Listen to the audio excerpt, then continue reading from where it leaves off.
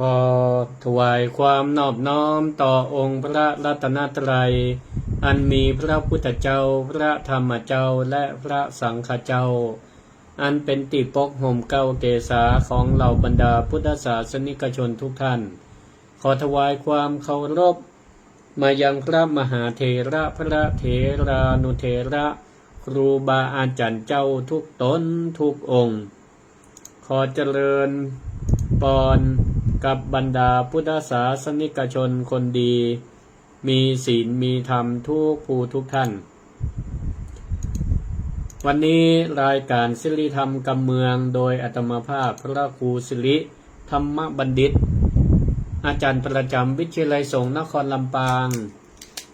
มหาวิทยาลัยมหาจุฬาลงกรณราชวิทยาลัยเจ้าอาวาสวัดมิ่งเมืองมูลตำบลพิชัยอำเภอเมืองจังหวัดลำปางวันนี้นำรายการมาสู่สถาท่านผู้ฟังที่อยู่ต่างบ้านต่างจองผ่านคลื่นสถานีวิทยุคลื่นสีขาวเพื่อชาวประชาโดยเมตตาธรรมจากอาจารย์พระครูอภิวัฒนวิกรมผู้อำนวยการสถานีรองเจ้าคณะอำเภอดอยหล่อเจ้าวาดวัดปากตางเจริญผู้อำนวยการสถานีคลื่นสีขาวที่ได้เมตตารายการศิริธรรมกำเมืองมาสู่ศรัทธาวันนี้ก็ซึ่งเป็นคิวที่ได้มาออกมาอู้กับศรัทธาเนาะในเวลา2 ทุ่มถึง4 ทุ่มนะตอนแรกก็วางไว้ว่าจะอู้ประมาณ1 ชั่วโมงแล้วก็จะขอเมตตาท่านอาจารย์พระมหาสมชาติได้ต่อปรากฏว่า2 ทุ่มนะก็ได้เวลาก็เลยบอกเงื่อนท่านอาจารย์ดร.พัชริยาอาจารย์ดร.แอมว่าช่วยลิงก์สัญญาณให้กำปรากฏว่าโปรแกรมของคอมพิวเตอร์ของอาตมาภาพเนี่ยมันกดบัตรติดนะกดบัตรติดก็เดือดร้อนไปถึงทีมงาน ต้องระดมสรรพช่างมาช่วยกันนะได้ตึงอาจารย์ดร.แอมตึงปินนัดเนาะได้เข้ามาช่วยปรากฏว่าจะต้องรีสตาร์ทเครื่องใหม่ก็เลยเสียเวลาไปประมาณ10 กว่านาทีศรัทธาบัลลังก์จะหายกันหมดหลังก็ได้ยินกับเพลงได้ยินเพลงแห่สลอซอซึ้งบัลลังก์พระครูศิริธรรมบัณฑิตมาแห่ก้าพิษนัดเห็นละเห็นนะขอสุมาอภัยกับศรัทธาญาติโยมเนาะมาจ้าดีกว่ามาวันว่านะก็อาจจะ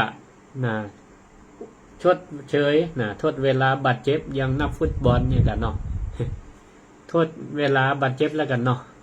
ก็อาจจะเลยไปจนถึงพุ่น3 ทุ่มไปอาจจะเลยถึง4 ทุ่มก็ได้เนาะก็เมื่อไหนมาปะกันเตื้อยังว่ามาเปิดโปรแกรมเดียวกับเป็นหั่นเดียวกับเป็นนี่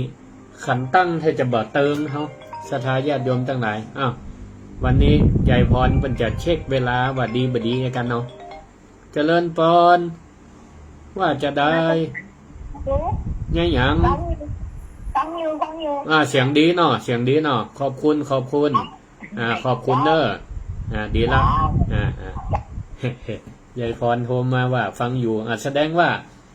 สัญญาณดีและก็ขอกราบขอบพระคุณคลื่นสถานีวิทยุวัดไฟหินตำบลสุเทพอำเภอเมืองจังหวัดเชียงใหม่อาจารย์พระครูสมุวิสุวัตวัลกิจโจ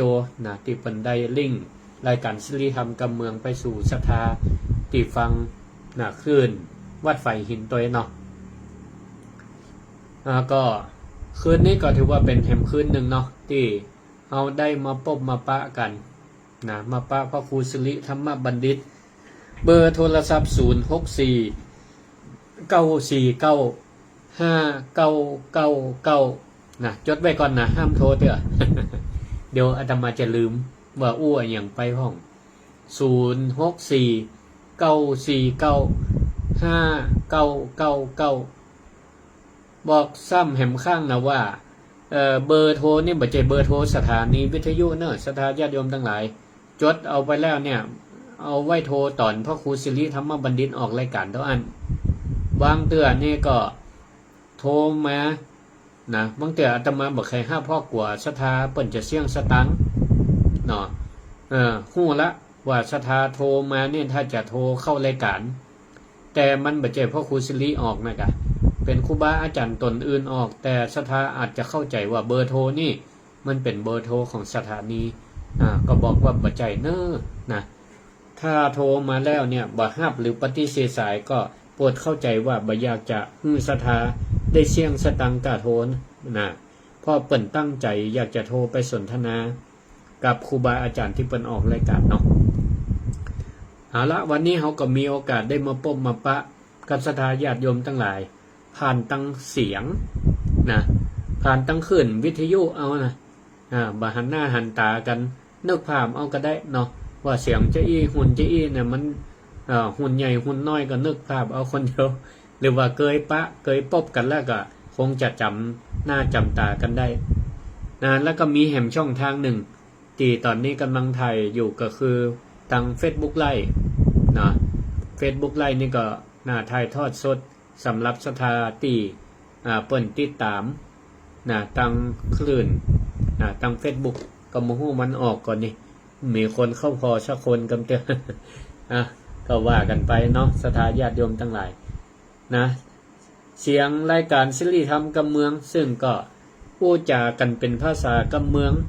ศิริธรรมก็คือการนำเสนอธรรมะอันเป็นมงคลอันเป็นศิริเป็นธรรมกำงามของพระพุทธเจ้าไม่ใช่เป็นของอาตมาภาพเนอะอ้างอิงจากธรรมะคำสอนนำกรรมนำธรรมขององค์สมเด็จพระสัมมาสัมพุทธเจ้ามานำเสนอให้กับศรัทธาญาติโยมทั้งหลายได้ฟังเพื่อเอาไปเป็นคติเตือนใจพ่องเอาไปประยุกต์ใช้ในชีวิตประจำวันพ่องคือธรรมะนี่มันก็ถือว่าล่องลอยไปตามสายลมไปสู่บ้านสู่จองของศรัทธาญาติโยมบัดเดี๋ยวนี้ก็เวลา20 ทุ่มจะเกิงละพ่องก็กินข้าวน้ำจำข้าวแรงเรียบร้อยเตรียมตั้งท่าจะรับจะนอนก่อนจะรับจะนอนก่อนหัวลงหมอนก็ฟังธรรมะไปตัวจิตใจจะได้ผ่องใสจิตใจจะได้สงบดับความห้อนดับความกระวนกระวายใจวันนี้วันค่ำอย่างที่มันผ่านเข้ามาตั้งตาตั้งหูจมูกลิ้นกายใจดีพ่องบ่ดีพ่องชอบใจพ่องบ่ชอบใจพ่องเฮาก็จะรับจะนอนก็ปล่อยวางมันไปปลดปล่อยมันไปบ่ดีเอาไปแบกมันไว้แบกไว้ก็เป็นกำกึดดิ้มดีปานอนบ่หลับแฮมฟังธรรมะจะได้เย็นลงเหมือนเอาน้ำติ๊บฉลมจิตฉลมใจไป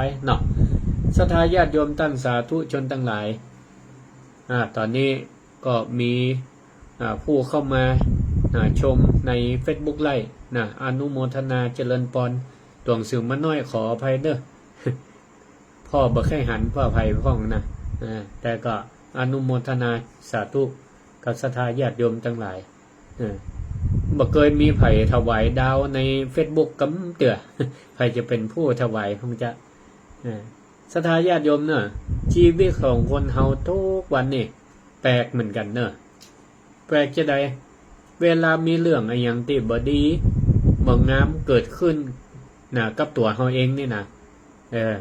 เวลามันเกิดขึ้นกับตัวเฮาเนี่ยไผมีข้อผิดพลาดก็ดีหรือเฮาทำอะไรหยังบ่ถูกบ่เถือก็ดีมันแปลกเหมือนกันว่าเฮาเนี่ยมักจะฟังจี้มือไปติคนอื่นก่อนหมายความว่าจี้โทษไปหาคนอื่นก่อนฝนตกฟ้าห้องทำงานบ่ได้ก็โทษฟ้าโทษฝนปลูกพักปลูกไม่ใช่เครือบ่ได้ผลดีก็ไปโทษดินฟ้าอากาศพ่องลูกเต้าว่ายากสอนยากลูกเต้าเราหลานว่ายากสอนยากก็ไปโทษเปื่อนโทษครูพ่องว่าหาว่าครูสอนบ่ดีทำมาค้าขายบ่มั่นบ่หมานก็ไปโทษว่าเศรษฐกิจบ่ดีพ่องโทษรัฐบาลพ่องเฮานี่หาเรื่องโทษได้หมดทุกอย่างยกเว้นแต่ยกเว้นแต่ที่เฮาบ่โทษก็คือโทษตัวเก่า แปลก็ศรัทธาญาติโยมทั้งหลายว่าจะใดอาจารย์ดร.แอมว่ายาวเลยนะเจ้าอาจารย์พระมหาสมชาติไปขนกระเบื้อง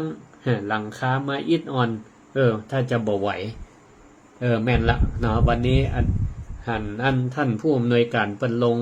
โพสต์ว่าวันนี้อาจารย์พระมหาสมชาติกับทีมสถานจิตอาสาของวัดบรรพตสถิตปากันไปขนกระเบื้องฟรี ได้เมตตาธรรมจากวัดชัยมงคลจังหวัดเชียงใหม่วะน่ะเปิ่นกระตานกระเบื้องเอามาเฮือใจประโยชน์ไว้ใจมุงหลังคาตีวัดบรรพตสถิตถ้าจะอิดเหมือนกันเนาะเปิ้นก็ดีอย่างนะจันพระมหาสมชาตินี่มีจิตอาสาดีบ่ค่อยปฏิเสธอย่างเวลาบ่ได้ออกรายการแทนที่เปิ้นจะขอเฮือเฮาออกตามเวลาพอบอกเปิ้นไปว่าโอ้ขอสมมาเตอะติดการติดงานเปิ้นก็บ่ว่าหยังเปิ้นก็ออกคนเดียวนะก็กราบสาธุครับพระเดชพระคุณอาจารย์เจ้าคุณพระราชนันทวัชรบัณฑิตหลวงพ่อรองเจ้าคณะจังหวัดน่านรองอธิการบดีวิทยาเขตน่านเฉลิมพระเกียรติได้เข้ามาตักทายคือกำลังใจพระลูกพระหลานออกรายการวิทยุศรัทธาญาติโยมท่านสาธุชนทั้งหลายแต่กี้ได้อู้ข้างไว้ว่าคนเฮานี่แปลกเวลาเฮาทำอะไรอย่างผิดพลาดบ่ค่อยยอมรับตัวเก่าว่าตัวเก่าทำผิดมักจะไปโทษสิ่งรอบข้างโทษอย่างอื่นบ่เคยโทษตัวเก่าวันนี้อาตมาภาพก็เลยอยากจะขอจวนศรัทธาญาติโยมทั้งหลายในหัวข้อที่ว่าอย่าโทษฟ้าอย่าว่าดินเมื่อผลลัพธ์บ่สมจริงคือย้อนพอเหตุติดตัวเก่าทำอันนี้เนี่ยเป็นกรรมที่ได้เอาลงโพสต์ใน Facebook ตะวาประเดี๋ยวนี้ก็เว้นวันพ่องอย่างพ่องกึดได้เนาะมีกรรมธรรมะอ้างอิงธรรมะของพระพุทธเจ้านั่นแหละแล้วก็เอามาสร้างกรรมให้มันคล้องจองคือศรัทธาเนี่ยได้อ่านแล้วเข้าใจง่ายห้องว่าศิริธรรมคำคมศิริธรรมคำคมวันนี้ก็เลยจะเอาหัวข้อเนี่ยมากับศรัทธาญาติโยมทั้งหลายแต่ว่าได้ลงโทษไปว่าอย่าโทษฟ้าอย่าว่าดินเมื่อผลลัพธ์ไม่สมจริงให้ย้อนมองเหตุที่เราทำศรัทธาญาติโยมทั้งหลายเฮามาลองส่องพ่อกระจกพ่อตัวเก่ากันว่ามันจะคือพอว่าตัวเก่างามตัวเก่ารอหรือบ่รองามหรือบ่งามแต่เฮาย้อนพอตัวเฮาว่าเรื่องเลวร้ายที่มันเกิดขึ้นกับเฮาเนี่ยแต่จริงๆแล้วเนี่ยไผกันแน่ที่มันเป็นคนสร้างขึ้นมาใน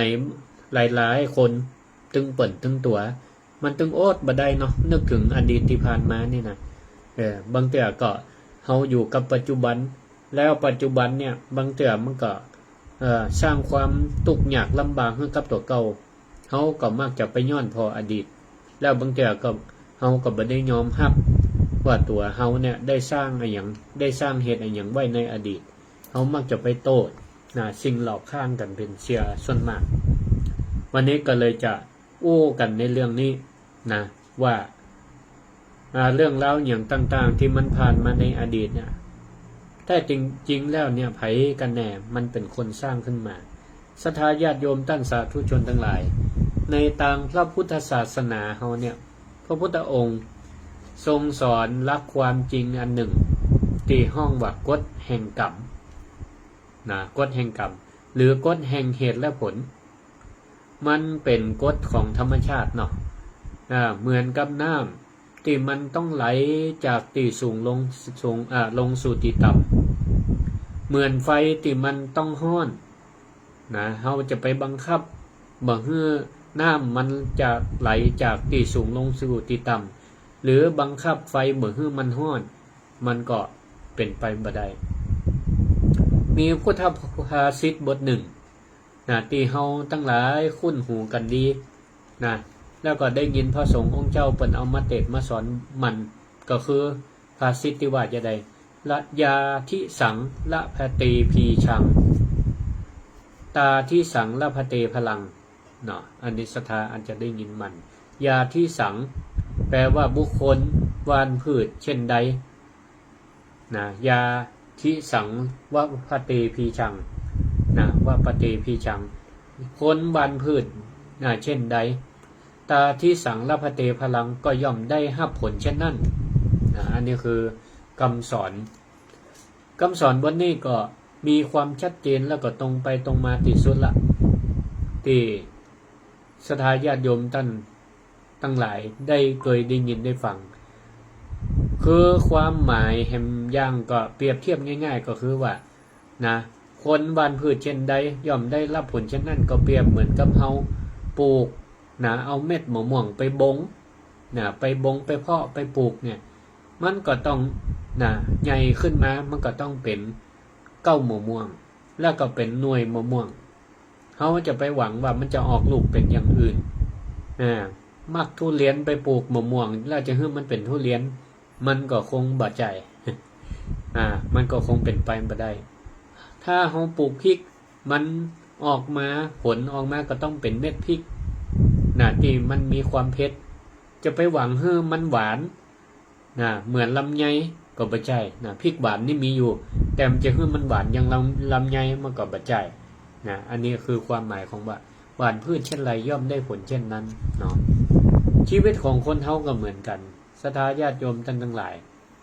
การกระทำนะหรือว่ากรรมเนี่ยของเฮาเนี่ยก็คือเมล็ดพืชนะเหมือนกับเม็ดพืชที่เฮาหว่านลงไปในผืนนาแห่งชีวิตของเฮาทุกวันถ้าเฮาหว่านเม็ดแห่งความขยันหมั่นเพียรลงไปนะเฮาก็จะเก็บเกี่ยวได้ก็คือผลแห่งความสำเร็จมันก็นะถึงวันเนี่ยเฮาพยายามขยันหมั่นเพียรนะเฮาก็หมายความว่าเฮาหว่านเม็ดแห่งความขยันคือความวิริยะลงไปผลที่มันจะเกิดขึ้นในวันข้างหน้าก็คือความสำเร็จเนาะมันเฮียนเฮาก็ผลที่สำเร็จก็คือนะเป็นคนฉลาดผลการเฮียนดีนะมันขยันมันเพียรในการทำงานผลแห่งความสำเร็จก็คือความก้าวหน้านะได้เงินค่าตอบแทนได้เงินโบนัสก็ดีได้เบี้ยขยันก็ดีอย่างนี้เป็นต้นถ้าเฮาหว่าน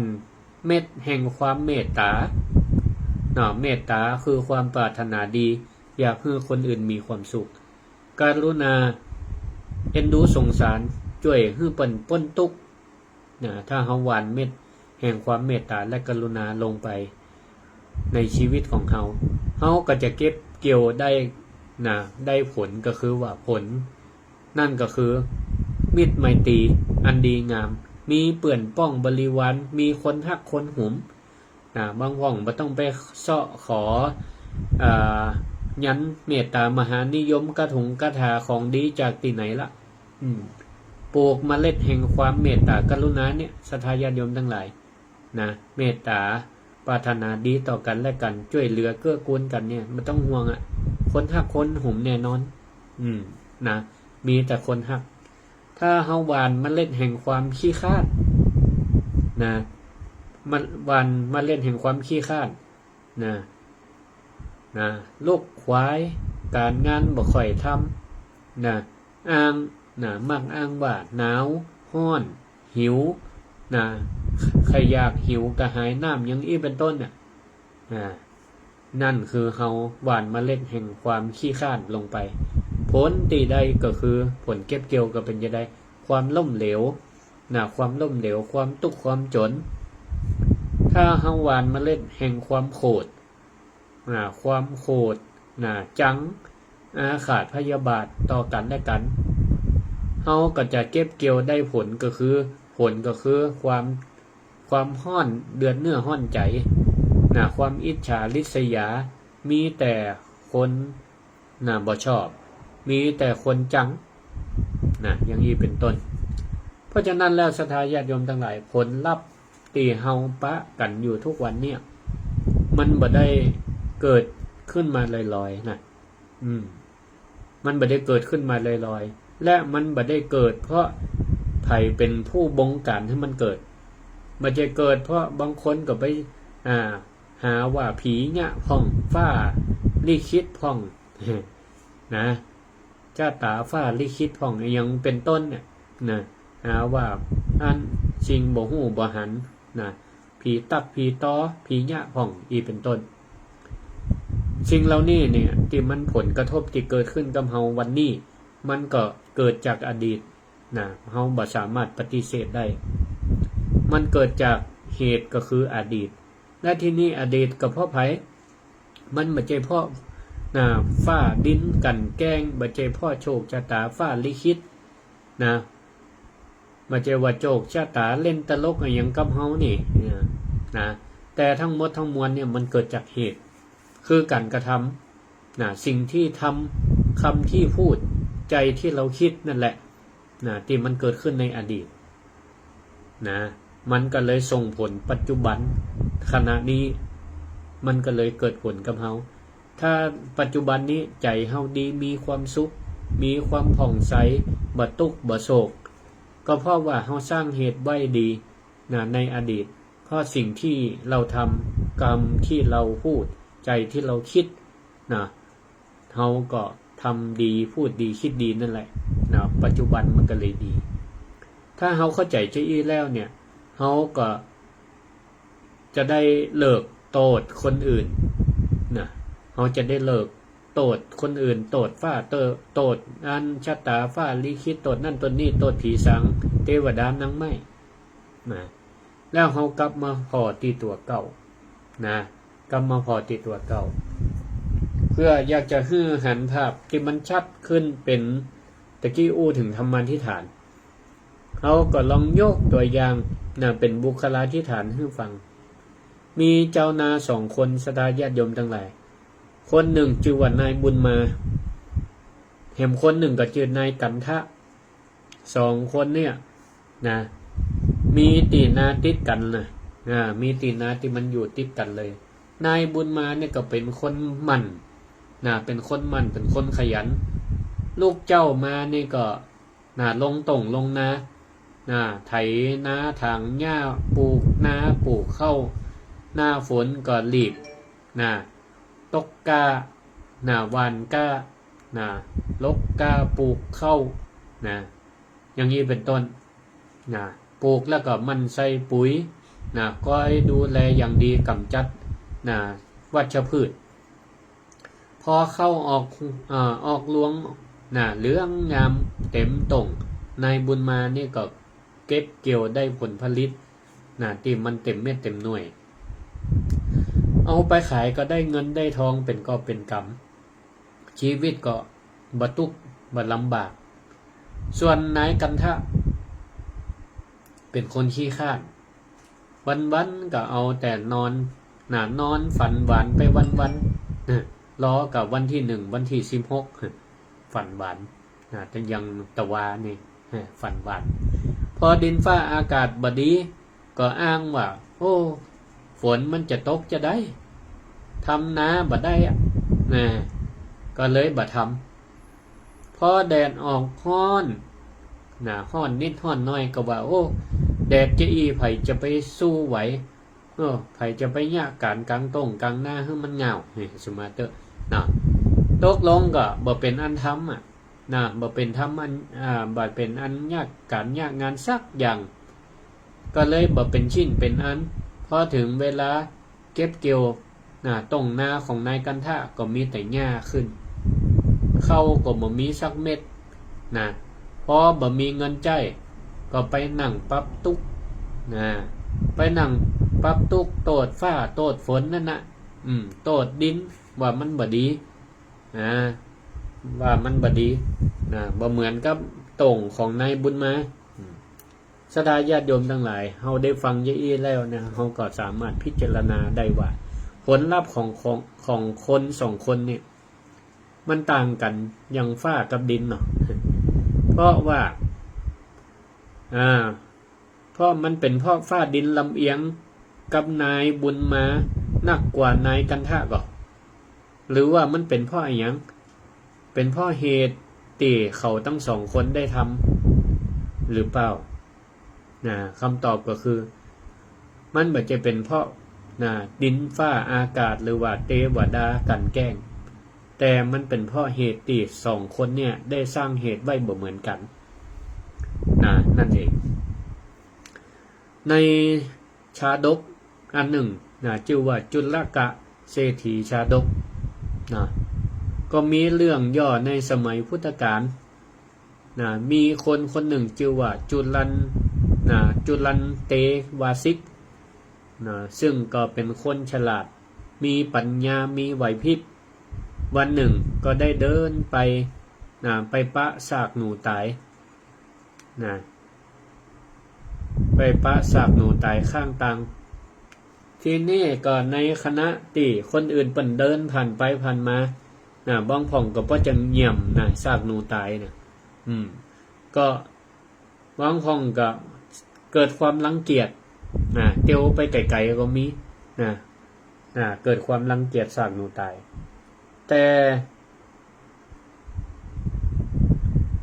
ที่นี่ก็มีเศรษฐีคนหนึ่งในหมู่บ้านท่านก็มาปะซากหนูตายเนี่ยเหมือนกันที่นี่ก็เศรษฐีนี่ก็เลยอุทานขึ้นว่าโอ้คนมีปัญญาต่ออันตีจะหันคุณค่าของซากหนูตายตัวนี้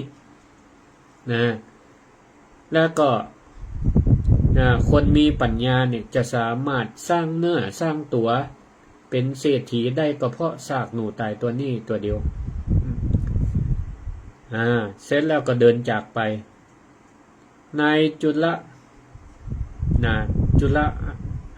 ลันเตวาสิกนี่ได้ยินเศรษฐีคนนี้ก็เลยไปใกล้ๆซากหนูตายนี่แล้วก็เกิดว่าเศรษฐีนี่ว่าถ้าคนมีปัญญาจะใจซากหนูตายเนี่ยคือสร้างเนื้อสร้างตัวสร้างฐานะเป็นเศรษฐีได้เนี่ยจะได้เสร็จแล้วก็นายจุลอันเตวาสิกนี่ก็เลยเอาซากหนูตายตัวเนี้ยไปขายให้กับคนเลี้ยงแมวไปขายให้กับคนเลี้ยงแมวได้เงินมาน้อยกะมันก็มานักต่อได้เสร็จแล้วคนเลี้ยงแมวก็ซื้อซากหนูตายเอาไปให้แมวกินแล้วก็นายคนนี้ก็ได้สตังค์ขายซากหนูตัวนี้มาเปิ้นก็เลยเอาสตังค์เนี่ยไปซื้อน้ำอ้อยซื้อน้ำอ้อยที่มันเป็นก้อนเนี่ยหน้าห้อนนี่เปิ้นตึงเอามาแปลงน้ำพริกปลาหวานกะจิ้มกับของส้มกับหมกม่วงก็เนี่ยน้ำอ้อยก็ประโยชน์กันเนี่ยได้หลายอย่างนายคนนี้ก็เลยซื้อน้ำอ้อยมาได้ประมาณ1 ถุงหลายก้อนอยู่ก็เลยเอาไปแจ่ในหม้อน้ำกินนี่ไปแจ่ในหม้อน้ำกินเสร็จแล้วก็ไปดักอยู่ไปดักอยู่ปากทางเข้าหมู่บ้านซึ่งก็จะมีคนเก็บดอกไม้จากสวนเข้าหมู่บ้านมาเอาดอกไม้มาขายนายคนนี้ก็เลยเอาน้ำอ้อยติดแจ่เนี่ยให้มันเย็นๆเห็นหน่อยก็ตักบริการสู่ตักบริการสู่หมู่ขายดอกไม้เจือเจิญให้เปิ้นกินน้ำเย็นๆน้ำอ้อยน้ำหวานเย็นๆแล้วก็ไปกล้าไปขายเสร็จแล้วก็หมู่นี่เปิ้นก็กินแล้วเนี่ยเปิ้นก็กว่าเป็นหนี้บุญคุณกันเนาะบัดก็เลยหาวิธีตอบแทนโดยกันเนี่ยจะได้แบ่งดอกไม้เอาให้คนละกำพ่องแบ่งให้นายคนนี้นายจุลคนนี้ก็ได้ดอกไม้เสร็จแล้วก็เอาไปกินเอาไปขายเอาไปขายเสร็จแล้วก็ไปซื้อขนมมาอยู่มาวันหนึ่งกับฝนตกเมื่อคืนกิ่งไม้ลมปัดกิ่งไม้แห้งอย่างตกลงมาเต็มสวนเสร็จแล้วก็เจ้าของสวนก็เพียวบ่แป้ก็เลยจ้างนายจุลเนี่ยว่ามาขอจ้างเอาหลัวเอาไม้ที่มันหักมันตกเนี่ยเอาไปขว้างกันเฮือบดายตัวเฮือหลัวบดายตัว นายนี่ก็หันว่าโอ้หลวงนี่เก็บไปขายก็ได้เงินป่ายปอได้การจ้างแหมแต่ตัวเก่าเนี่ยคนเดียวกับแป้ก็เลยไปจวนหมูละอ่อนตีเล่นอยู่ตั้งข้างจวนละอ่อนบอกหนูทั้งหลายเนี่ยใครกินขนมก็เดี๋ยวเอาจะเลี้ยงถ้าใครกินขนมช่วยกันเก็บหลัวมะกองให้เอากำนี่นะที่นี่ก็ละอ่อนใครได้ขนมเนาะเปิ่นเอาขนมมาจุป้ากันไปเก็บหลัวทั้งหลายมะกองเสร็จแล้วก็นายนี่ก็เลยซื้อขนมเลี้ยงมันก็เอาหลัวนี่ไปขายเอาหลัวไปขายได้สตังค์เพิ่มมาขึ้นแฮมได้สตังค์เพิ่มมาขึ้นก็เอาไปซื้อม้ามาเลี้ยงซื้อม้ามาเลี้ยงก็เลี้ยงม้าขายม้าก็เพิ่มจำนวนขึ้นไปเนี่ยจะอีไปเรื่อยๆจนมีสตังค์มากล้าขายเป็นพอกล้าแล้วพอกล้าขายได้เงินเก็บเล็กผสมน้อยจนในที่สุดได้เป็นเศรษฐีในหมู่บ้านท่านแล้วเศรษฐีคนแรกที่พยากรณ์ไว้มาหันความขยันมันเพียรก็เลยมีลูกสาวคนหนึ่งก็ยกฮื้อพอยกลูกสาวฮื้อยกสมบัติฮื้อแหมนี่หันก็ศรัทธาญาติโยมทั้งหลายเฮาได้ฟังเรื่องนี้แล้วเนี่ยเป็นยังไงห้องเรื่องนี้ก็สอนให้เฮาฮู้ว่าเหตุก็คือปัญญาคือความขยันมันเพียรเนี่ยแม่เฮาจะเริ่มต้นจากจุดน้อยๆคิดว่าคนมองข้ามกันแล้วกันก็คือซากหนูตายตัวเดียวเนี่ยก็สามารถสร้างผลสร้างประโยชน์คือความเป็นเศรษฐีได้มันบ่เกี่ยวกับโจกชะตาฟ้าลิขิตแต่มันเกิดจากเหตุที่เราได้สร้างไว้นั่นเองศรัทธาญาติโยมท่านสาธุชนทั้งหลายได้ฟังจะอีแล้วเป็นจะได้พ่องตอนนี้ก็เวลา 20:48 นาทีก็เปิดสายให้ศรัทธาโทรเข้ามาแนะนำรายการบ่ฮู้ว่าไปแล้วมีคนฟังก็เสียงชัดเจนดีก็บ่ดีฟังอยู่กันตั้งได้ก็โทรเข้ามาได้064-949-5999รายการศิริธรรมการเมืองโดยพระครูศิริธรรมบัณฑิตจะไปรับละกันเนอะวันนี้ออกรายการจนถึง 4 ทุ่มพุ่นอยู่เป็นเพื่อนกันก่อนเนอะโทรเข้ามาได้064-949-5999ในตอนที่บ่ได้ออกรายการนี่ก็มีคนโทรแต่เนอะเจริญพรยายพรรอบ2ชัดเจนดีเนาะดีละสาธุขอบคุณมากตั้งเชียงใหม่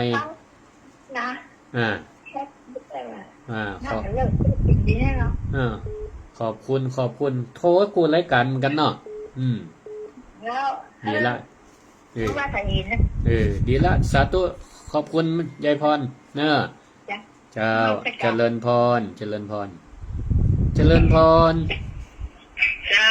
การนมัสการเจ้าฟังเวียงปะเป้าชัดเจนเวียงปะเป้าแม่อย่างก็เจ้ามี3ทุกวันมีศาลาดีนะท่านขอบคุณหลายๆเจริญพรฮัลโหลฮัลโหลแม่อย่างก็เวียงปะเป้าเจ้าเวียงปะเป้าฝังคืนอย่างด้านรุ่นนี้กะอย่างนี้94เจ้าแม่ขจานกะเจ้าสาธุชัดเจนดีเนาะไปฝั่งรับลาดเนอะ3 ทุ่มเดี๋ยวออกแฮมโย4 ทุ่มพุ่นน่ะเลิกเนอะสาธุขอบคุณหลายๆเจริญพรฮัลโหลแม่สาเจ้าพันพระครูเจ้าแม่หยังแม่เอ้ยกะแม่เอ้ยบางมนเจ้าแม่เอ้ยบางมนบางเหนือวันหนูได้โทรหาอาจารย์เองพันพระครูนะเจ้าแม่ละก็บ่ค่อยได้ออกเหมือนกันนะเจ้าดีละจกดีละเนี่ยโทรติดนะเจ้าฟังขึ้นเนี่ยเวียงปะเป้ากะ คืนเวกระจานพระเจ้า แม่ขาจารย์เรดิโอสาธุ เจ้า อืม เย็นดีเจ้า ขอบคุณหลายเนอเจริญพร เจ้า เจริญพรฮัลโหล เจ้า แม่หยัง แม่จ่าเด้อทำพระครูเจ้าแม่ชุกแก้ว บ้านสีราพรสีเตี้ยบ้านวงหลับปูนเด้อ ขึ้นห้วยตองซักล่ะ ขึ้นห้อยตองซักชัดเจนนะเจ้า โอ้สาธุสาธุ โคตรมันมากเมื่อค่ำยามคืนนี่น่ะโคนดูบันไดโคนขยันโคนมีปัญญามีปัญญาโอ้อยากที่เป็นโคนทุกข์ก็ได้เป็นโคนมีนะเจ้าสาธุดีละโอ้ตั้งใจฟังดีขอบคุณหลายเนอ เจ้ากลับไปแล้วขนาดแค่หนูยังเก็บไปขายได้เจ้าสาธุเจริญพรเนอ เรากลับไป เจริญพร นมัสการครับผมแฟนพันธุ์แท้ แฟนพันธุ์แท้แหละอันนี้เอาโทรศัพท์บ้านโทรเนาะครับน่ะขึ้นวัดไฟหินครับท่านออกที่ม่วนขนาดเลยครับขอบคุณเนอเดี๋ยวติดตามต่อเนอโอ้ติดตามตลอดเลยครับคืนนี้ผมติดตามธรรมะคืนรุ่งเลยครับโอ้อนุโมทนานี่ละท่านมานี่ผมดีใจครับเนาะท่านหายไปนี่ผมโอ้ขอบคุณผมมาให้กำลังใจนะครับเจริญพรขอบคุณป่อนมัสการเจริญพรแม่ทองสุขเจริญพรฟังอยู่เด้อสาธุบ่ได้รับเตียบ่รับเตียเนาะฝนก็บ่ตกล่ะดีละบ่ตกโอ้ดีอากาศดีเนาะจ้าขอบคุณหลายอันนี้ฟังคืนอะไรหยังดารุนี้กะเจ้ารุ่นนี้น่ะเจ้าสาธุก็ว่าคืนอันวิไลสงฆ์นี่อันบ่ได้ออกวันนี้เจ้าสาธุเนอะแม่ทองสุขเจริญพรเจ้าฟังอยู่เจริญพรเจ้าแม่พิสมัยเจ้าแม่ฟังอยู่เด้อรุ่นนี้เจ้าขอบคุณเนอะกฐินเดือนหน้ามาแอลเนอะวันหนึ่งเมืองมูลนะ19 ตุลาไปทำกอง19 ตุลาตอดกฐินด้วยกันเนอะรุ่นนี้ถึงได้ไปมาเนอะชวนกันมาเจริญพรสาธุอันนี้ขึ้นดารุนี้เนาะสาธุเจริญพรนมัสการท่านพระครูเจ้าแม่หยังในก้อนใจคำอำเภอเงาเจ้าอำเภอเงาบ้านเนี่ยนะบ้านแหงเจ้าบ้านแหงท่านพระครูเจ้าคณะตำบลพระครูโสพลบุญรัตน์เจ้าเจ้าหลวงพ่ออำเภอกะเจ้าอยู่บ้านปนเนาะเรียนขาพระกมลภพกิติสุขโโอ้ไปดำหัวเป็นกุปีอ่ะหลวงพ่อนะแล้วท่านปีหน้านี่มาเนี่ยโยมแม่จะรอพ่อจะรอได้มาทันได้กะเบอร์โทรไปกินโยมแม่เบอร์นี่แหละไปกินข้าวตอนต้อยได้ก่อได้เจ้าได้บอกมาเลยจะฉันน่ะหยังบอกมาเลยเด้อไอ้วันนี่ก็ส่งเข้าพระดีละ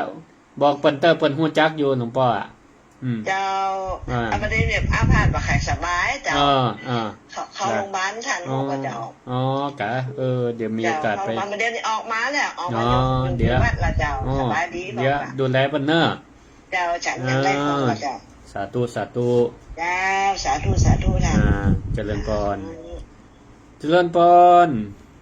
ไม่สารเจ้าท่านหลวงพ่อเจ้าแม่สายทองเจริญพรอันนี้ก็ห้วยตองซักเหมือนกันอันลำพูนเรดิโอสักเจนเจ้าลำพูนเรดิโอสาธุเจ้า99.50เจ้ามีก้อนกับไว้เนี่ยมีข่าวก่อนมีเล็กๆน้อยๆนะจ๊ะว่ามาเลยเก็บที่ยศเก็บที่ยศและชื่อเพลงของขวัญเงินตรงนั้นเมื่อเราตายก็ไร้ค่าชีวิตเราเปรียบเหมือนใครสายธาราอนิจจาสิ่งใดๆไม่ยืนนานเราเกิดตายวัยเรียนเรียงเจ็บแก่จะเอาแน่อะไรในสงสารถ้าอย่าที่โลคามาลังควานชื่นลปันจิตตูก็ชั่วดีแล้วสาธุคำเดี๋ยวพระจันทร์ก็มีก้อนเหมือนกันนะเดี๋ยวพระจันทร์ก็มีก้อนเดี๋ยวถ้าฟัง ทินที่มีกับเจ้า มีปฏิทินมีกะถ้าอันปฏิทินของตุ้ลุงดอยนะ เจ้า มีกะ ไว้พอเตอร์อันลำดับที่ตะไดหัวน่ะพ่อครูสิริพอจืดเด้อพ่อครูสิริธรรมบัณฑิตอ่ะ ลุงดอยแค่พุ่นนิ่มใจเขาไปร้องร้องนั่นน่ะ สาธุ เจ้าสัก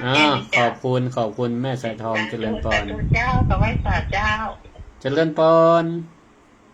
เจ้ากับไว้สาเจ้า แม่หยัง แม่สีจันทร์บ้านให้ชมตำบลเจดีย์หลวงอำเภอแม่สวยเจ้า อ๋อฟังคืนอยู่แม่ ฟังคืน94ลูกอาจารย์ แม่ขาจันเรดิโอเนาะชัดเจนดีคนฟังหลายก็ต้องพูด เขามีโยมันถึงมือก่อนมีหลายโยเขาบอกพระครั้งเขาบอกโทษเนาะ ไปแอวอันวัดหลวงปู่ดอยจันมันน่ะ ไปฟังก่อนแม่ มันมาได้ไกลจังมัน ไก่กะ มันมีมันไก่กะ อ๋อ ไก่แล้วล่ะอยู่ ไก่ก็ อยู่เนี่ยเนาะ มันก็ลายดอยเองอะ พระจันทร์ยังอยู่ลำปางยังไปหาได้น่ะ มันมีกูไปจะมีจะ วันหน้าวันตาจวนกันไหมไม่เอาลำปาง วัน ก็ หน้า ได้ ถ้านี่มีบุญกันอย่าจวนจะไป ได้ไม่เอาลำปางก็ได้เนอะสาธุขอบคุณแม่เจริญพรเจริญพร เจ้าสาเจ้าพระผู้ไม่รู้เอียงเสมอคนหรือฟังเดี๋ยวเจ้า ฟังลูกไหนมาก็แม่เสมอเสมอคนหรือ คนลือไปอยู่อย่างพ้นเนาะ ต้องไปอยู่ให้พ่อก่อนนะลูก กะ ตะโกนแล้วเจ้าอยากตาทอดเป็นคนเลือลูกกินต่อพันนามาเจ้าอนุโมทนายังบอกอู้ยองอ่ะอู้ยองก็อู้ลือแต่มันจะยองมันลือหรอก ะบ่เหมือนกันเนาะฟังงาน99.50เนอะรับโพนนะเจ้าสาธุขอบคุณนะแม่ชัดเจนเจ้าเจริญพรอยู่ดีมีสุข สาธุเจ้าเจริญพรฮัลโหลไรสาเจ้าแม่ยังในบ้านต่างจังบนคือยังเพื่อจะคำใต้จังหวัดพะเยานี่เจ้าเสียงชัดเจนดีชัดเจนดีเนาะฟังขึ้นอย่าแม่เองนะคนรักพะเยากันคนรักพะเยาโอ้ขอบคุณเจ้าของสถานีบ้านเนาะได้ยินเสียงตัวเจ้าลำปางให้ก่อนนะเจ้าชัดเจนดีเจ้าสาธุทำทุกวันน่ะถ้าคุณตื่นนะเจ้าขอบคุณเนอะเจ้าไว้สาเจ้าเจริญพรไว้สาเจ้าว่ากันแม่ยังแม่บัวหินเทียนแก้วบ้านแฮอำเภอภูเพียงจังหวัดน่านนะโอ้เมืองน่านบ้านนาภูเพียงใกล้วัดพระธาตุแจแห้งก็เลยมาเจ้าแต่กี้หลวงป่ออันร้องจังหวัดหลวงป่อวัดแจแห้งกับตักอันข้อความนี่มาอยู่เนี่ยเจ้าเลยมาถึงสองบ้านเจ้าฟังขึ้นเนี่ยแม่เรื่องดารุณีเจ้าขึ้นดารุณีไปไก่นอกถึงเมืองน่านเมื่อก่อนเด้อสาธุถ้าแล้วก็ไปมอบของเหรอตีต่อน้ำท่วมมาไปวัดแจแห้งนั่นน่ะเจ้าเจ้าปัญญาเข้าโอ้เดี๋ยวช่วยกันเนาะคนเมืองน่านช่วยกันสาธุอนุโมทนาขอบคุณเจ้าเลยมาสองบ้านไอแก่แล้วบ้านกรุงน้อยแล้วบ้านเฮียได้เจ้าโอ้สาธุโอ้มีหลานน้อยด้วยกันน่ะเจ้าเดี๋ยวเอาฟังอันธรรมะด้วยกันเนอะอยู่ดีมีสุขเนอะเจ้าเจริญพรเจ้าหลานน้อยเจริญพรฮัลโหลเจ้าไว้ขาเจ้าแม่สมบูรณ์อันนี้อยู่ใกล้กันนี่แล้วนี่ใกล้กับโค้แล้วมันโค้หลายคำมันบัตันเปิ้น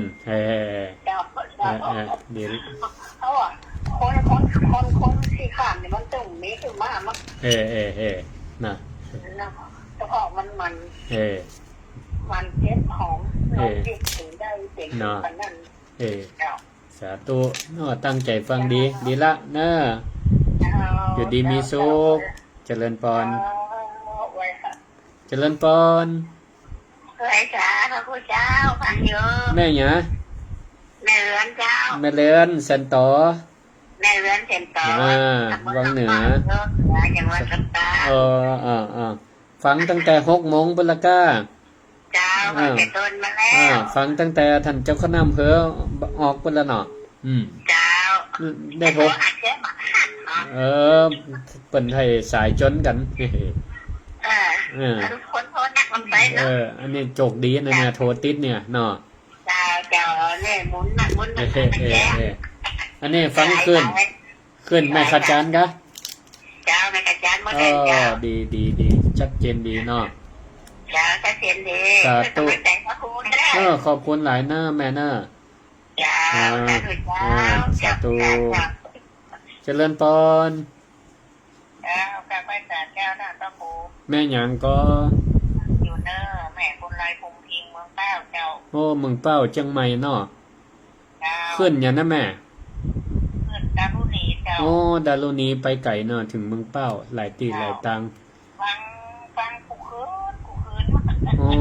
ตาสาธุดีละ เจ้า ฟังดารุณีนี่ดีนะหลายตนหลายองค์เนาะ เจ้าตะขึ้นก็อู้หันมาหาสมจัก แม่นส่วนมากก็ได้ยินกันมหาสมชาติเนี่ย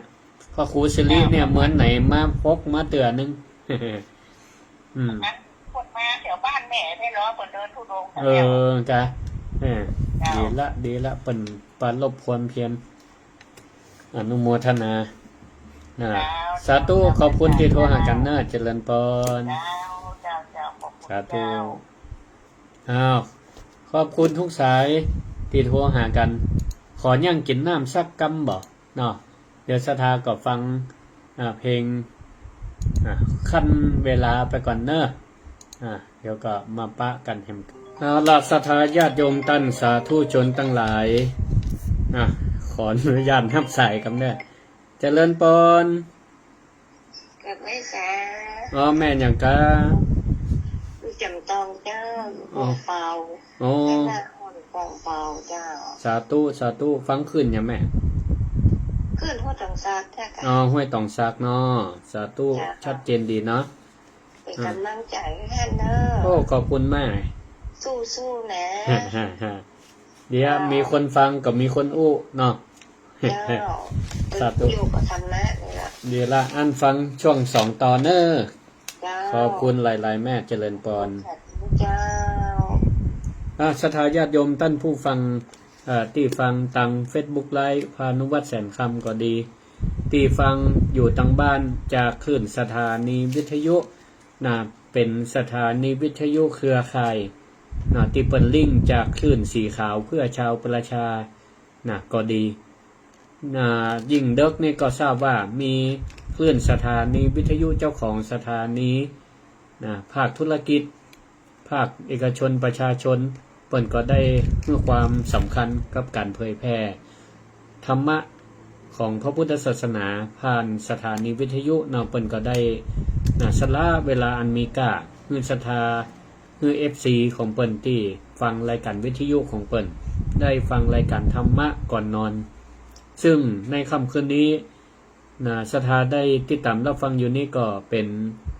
รายการศิริธรรมกำเมืองโดยอาตมาภาพพระครูศิริธรรมบัณฑิตซึ่งก็เป็นอาจารย์ประจำวิไลสงฆ์นครลำปางเจ้าวาดวัดมิ่งเมืองมูลตำบลพี่ชัยอำเภอเมืองจังหวัดลำปางใครรู้ว่าวัดมิ่งเมืองมูลมีตังใดก็เสิร์ชพอใน Facebook ก็ได้เนอะวัดมิ่งเมืองมูลจังหวัดลำปางนี่นะหรือเดือนหน้ามาปะกันก็ได้ตังวัดนี่ก็มีการมีงานจะมีงานทอดกฐินสามัคคีเป็นกฐินบุงกระบุงบุญไผใครหันมาร่วมด้วยกันเนอะวันที่19 ตุลาคมเวลา 9 โมงครึ่งเจริญปอนตรงมากราบประชาชนอาจารย์แม่ยังก็จะได้ซึ้งบัตันเปิ้นบัตันเปิ้นเนาะตอนนี้ตันแล้ว ต้นรายการพระเจ้าโทษแต่มือไม่ต้องแต่ฟังที่ไหนพระเจ้าแม่ของจันบ้านแม่ขวังตำบลพระขาวพระพันจังหวัดเชียงรายเนี่ยเจ้าค่ะอยู่ไกลทุกวันโมทนาส่วนใดเจ้าเจ้าอ อเอาธรรมะเนี่ยเป็นที่จังที่เปิ้น อ๋อ ท่านพระอาจารย์ว่า อ่ะ อันบางครั้งก็เฮาผิดบางครั้งก็เฮาจะมาโทษคนอื่นก็บ่ถูก อ่า ก็โทษตัวเฮาเองพิจารณาตัวเฮาเอง อ่าแม่นละแม่นละ ถูกเจ้า สาธุสาธุโอ้ดีละเข้าใจทำ ข้อที่ข้อจำคำสั่งคำสอนของพระพุทธเจ้าที่ท่านพระอาจารย์สั่งสอนเนอะพระเจ้า สาธุสาธุเนอะ สาธุสาธุพระเจ้าโทษจะได้ตึ้งแบบนี้ สาธุ พระเจ้าขอสาธุค่ะสาธุจ้า เจริญพรเจริญพร พวกบะหมี่เพิ่นตึ้งเลยนั่นเพิ่นตึ้งเข้าไป มีกะ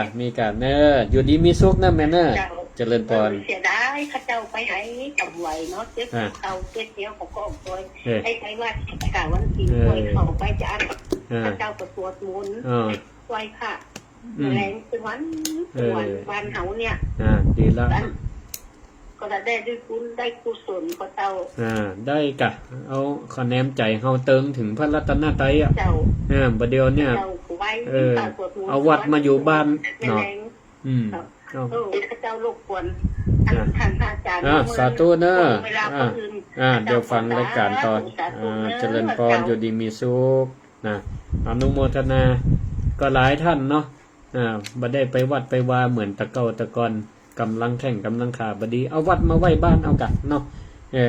คะแนนว่าพระรัตนตรัยเนี่ยอยู่ที่ไหนก็ได้อยู่ในจิตในใจอยู่บ้านอยู่จองก็เข้าถึงได้เนาะ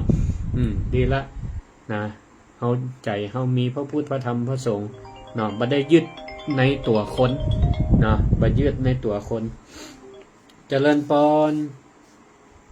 อาจารย์ท่านครูเจ้า แม่อย่างก็ อะไรฟังเก่าวันสี่นะคะอาจารย์ แม่ขจันเรดิโอแล้วอยู่ที่ไหนสาธุจังไห้เนาะสาธุเนอร์ขอบคุณเจริญพรเจริญพรแม่น้อยเจริญพรฟังแล้วเด้อรับสายแล้วน่ะบ่อู้อ่ะเจริญพรฮัลโหล เจ้า แม่อ้อยกะ เจ้า วันนี้ฟังทางใดนี่ฟังขืนหยัง ที่นี่ก็ บุญญาวาสแหละเปิดลิงก์บุญญาวาสนะนึกว่าอันอาจารย์บวรวิทย์เปิ่นอู้อยู่เปิ่นให้ติดภารกิจบรรพุกอันจะมีพระผู้ใหญ่มาตรวจวัดเปิ่นก็ไม่แอวสาธุ เนี่ยกำลังฟังอยู่นี่ ดีละอนุโมทนาแต่งขนมแล้วเนาะ อันจะมีอันนั้นมาได้ก็ ฮะ จะมีอันนั้นมาได้ก็ กฐินกะ เจ้า วันที่19 ตุลาเดือนหน้าเนอะเอาขนมมันเลี้ยงลงทานก็ได้ หรืออันมาเอาบุ้งไปที่วัดแต่งกระบุ้งสามัคคีกระบุ้งบุญเอาไม้เสียบในบุ้งเด้อเอาไปขายคว้าเอาบุ้งไปด้วยก็ได้ละตานแล้วนี่แจกบุ้งนะปีนี้แป่งบุญแป่งกระบุ้งบุญนะเนี่ยจะเอาอันนั้นไปเอาไปขนมไปยังถึงแล้วสาธุเนอะ เจ้ามาสกัดขอบคุณแม่อ้อยเจริญพร เจ้า เจริญพรฮัลโหล เจ้าเจ้า แม่ยังก็ท่านพระครูเลยกับเจ้าแม่ล่ะการคำมั่งรายการซิริธรรมกับเมืองเจ้าแม่ยังคนที่มาคิดจะเปิ่นจะได้ดีไปอย่างเงี้ยคนบ่คิดจะได้ดีน่ากะคนที่เมื่อนานี้แม่นละคนที่คิดจะเก็บเอาไปขายได้ประมาณบาทขายเป็น2 บาทขายเป็น3 บาทขายเป็นเงินหมื่นเงินแสนน่ากะตั้งใจฟังดีแล้วนี่เนาะดีละฟังอยู่ที่ไหนแม่ขึ้นจากฟังขึ้นแล้วดูนี้เจ้าวันมันชุบวังเหนือเจ้าวังเหนือเนาะคนวังเหนือนี่ฟังทำนักหนาเจ้าแต่ว่ามันแค่ตันขึ้นมาตันก่อนแหละจบดีละมันจำได้เลย จำไป ดีละจบดีแล้วล่ะเนี่ยเนอะสาธุ เจ้าไว้สาเจ้า เดี๋ยวฟังช่องสองต่อเจริญพรเอาละมาฟังรายการธรรมะจากรายการศิริธรรมกำเมืองพระครูศิริธรรมบัณฑิตเนอะในช่วงที่2นะอย่างที่ว่านะใครติดตามลำตัวใครมาหันหน้าหันตามาได้เนอะปุ่นวันที่19ตุลาหรือก่อนหน้านี้ก่อนวันที่อย่างก็เนี่ยเสาร์7เปิ่นจะมีเตะธรรมมหาจัดที่จัดโดยขึ้น106.5ที่วัดบรรพตสถิตยกที่3นะวันที่เสาร์7เดือนเนี้ยกะเสาร์7กันยาเนี่ยนะวันติดหน้าวันอะไรอย่างก็เสาร์7กับเสาร์8เสาร์7เนาะวันเสาร์เจริญพรแม่นิตยาเจริญพรเนอะเจ้าสาธุเจ้าแม่ฟังอยู่สาธุขอบคุณมากเจ้ากระถินน้ำมันสักกับวันวัดของแม่วันที่19เจ้าแม่ก็จะไปได้ไปเนาะเป็นยังมาก่อนก็ได้มาตานก่อนก็ได้เนอะเจ้า18นี่เปิ้นมีเลี้ยงขันโตกะมาร่วมด้วยกันกะ18ตอนแรงตาเปียวไปแม่ก็จะไปมาเลี้ยงเปิ้นเลี้ยงขันโตกอันนี้เนอะปูจาขันโตกด้วยกันเนอะกินด้วยกันสาธุเจริญพรเจริญพรเอาแม่น้อยติดแล้วเนอะจ้าติดขอบคุณหลายวันเดียวนี้ออกขึ้นด้านนี้นี่ออกหมดออกกูสถานีเดี๋ยวนี้นะยึดพื้นที่บุญจะบาดปัจจัยกาแม่นแล้วยึดหมดเดี๋ยวนี้วันเดียวนี้แม่พังขึ้นด้านนี้นี่ดีละเหมือนกันวันนี้ว่าตัวเองออกกะวันนี้คิวบรรยายออกต่อจากผอเพิ่นแม่เป็นกำลังใจนะขอบคุณเนอะสาธุอนุโมทนาเจ้าสาธุตะกี้ว่าวันที่อย่างก็เปิ่นเตะธรรม28นั่นศรัทธาญาติโยมทั้งหลายเสาร์7นี่วันดาเสาร์8นี่วันเตะตรงกับวันติดยกที่3ยกสุดท้ายเตะกี่กันเนี่ย5กันด้วยกันกันยกสุดท้ายนี่กันน้อยเนอะ5กันจบละพาดนักเตะเนี่ยก็หลายตนหลายองค์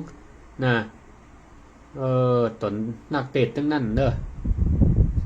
เสียดายเนี่ย28บ่ได้อยู่ไปพุ่นปานิสิตไปศึกษาดูงาน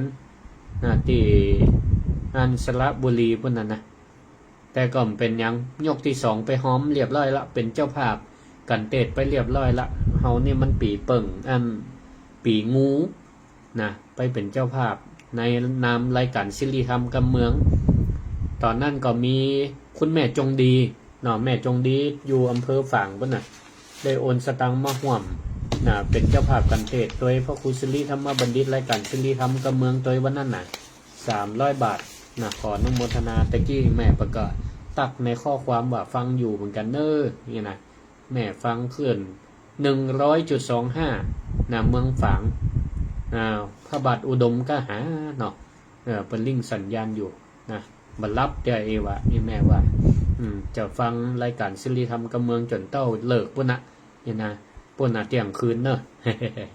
ว่าเล่นบ่ได้ก็ไผยังบ่ได้มาฟังเทศน์มหาจารย์ก็มากันเนอะยกสุดท้ายยกที่3ที่วัดบรรพตสถิตเงินกันเทศน์ทุกบาทสุดทุกสตางค์เปิ้นจัดเป็นกองทุนสนับสนุนการเผยแพร่พระพุทธศาสนาของวัดบรรพตสถิตที่ออกขึ้น106.5นี่เนอะที่ศรัทธาได้ฟังไล่สวดอะไรอย่างต่างๆเนี่ยก็เพราะว่าทีมงานเปิ้นเนาะได้ช่วยกันจัดด้วยจิตอาสาแต่บางเทื่อมันจะจิตอาสาทั้งหมดมันก็ลำบากเพราะ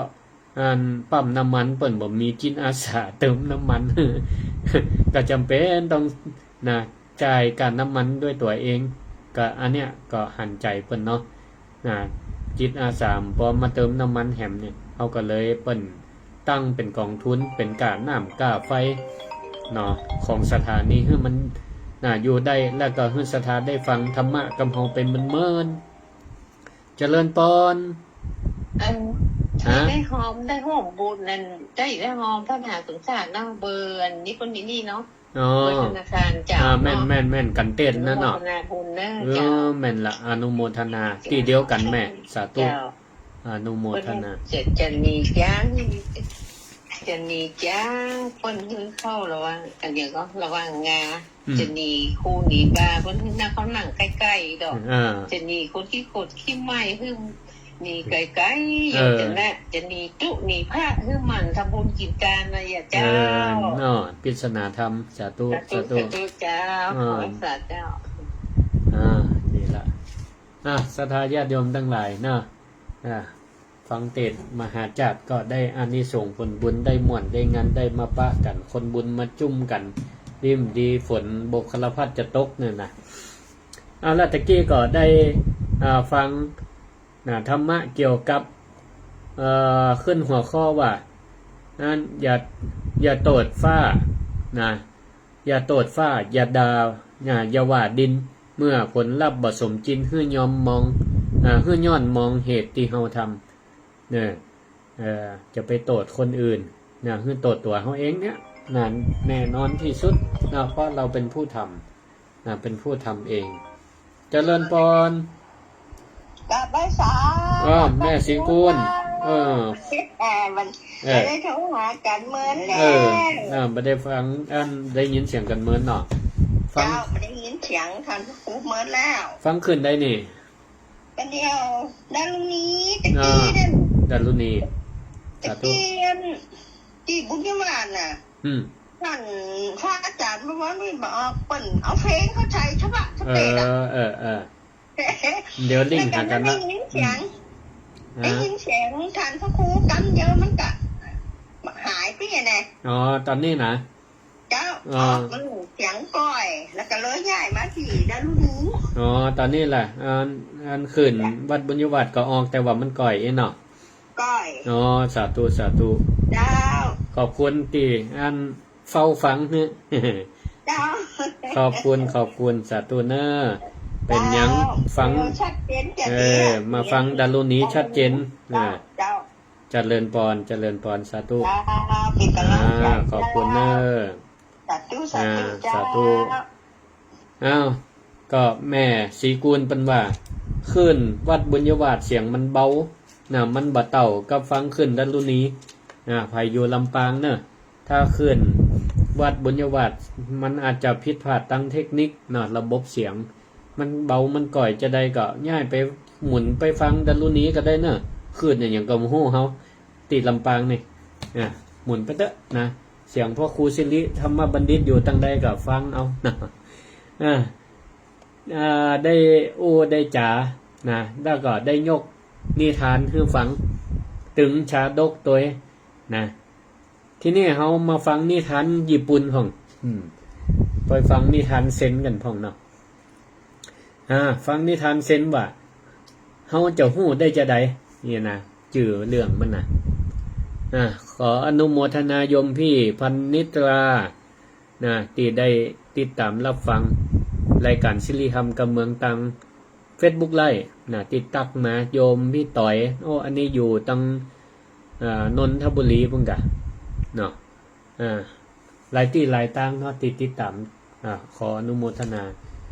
นิทานเซนจื่อว่าเราจะรู้ได้อย่างไรมีเจ้านาคนเฒ่าคนหนึ่งเลี้ยงม้า